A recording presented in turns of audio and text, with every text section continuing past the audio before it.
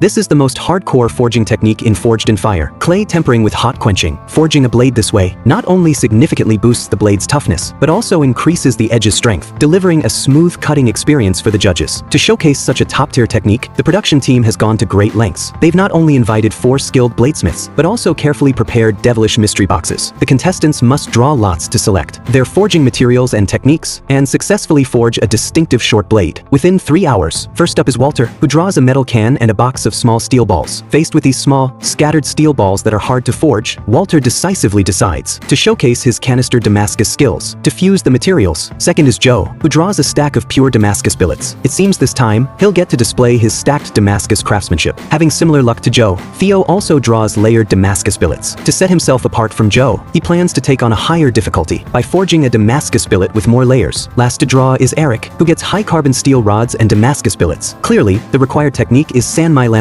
Although Joe has the easiest forging task compared to the others, he doesn't let his guard down at all. He first stacks and welds all the Damascus billets, places them in the forge to heat, and after pressing and fusing the steel, he puts the billet straight under the power hammer to stretch and lengthen the knife blank. Considering the issue of removing the can later, Walter applies a release agent to the inside of the can in advance. Once the release agent dries, he quickly mixes and fills the can with steel powder and steel balls, then heats the can. As soon as the materials fuse and he can peel off the can, he'll be able to shape the blade. On the other side, Theo focuses all his efforts on stacking multiple layers of Damascus. He plans to cut the processed billet into 4 pieces, then stack them a second time to create a 40-layer Damascus billet. By comparison, Eric has the hardest task to achieve a perfect Sanmai blade. The best method is the U-cladding technique, using high-carbon steel as the core and 2 pieces of mild steel as the outer cladding. Every step is extremely time-consuming and labor-intensive. Knowing the competition only allows 3 hours, Eric decides to work on 2 tasks at once. He first processes the high-carbon steel rods, and while the rods are heating, he uses a chisel to cut grooves in the mild steel. In terms of progress, Joe and Theo are clearly in the lead. While Walter is still removing the can, the two have already started shaping their blades. Not satisfied with the blade's finish, Theo takes the initiative to create a ladder pattern. At the same time, Eric, whose cladding attempts have failed repeatedly, has to adjust his forging approach. After cutting the mild steel in half, he plans to weld it to forge the Sanmai blade. After some time, Joe and Theo both reach the quenching stage. To make the blade's appearance even better, Theo decides to showcase the clay tempering technique. Seeing how well this method works, Joe follows suit.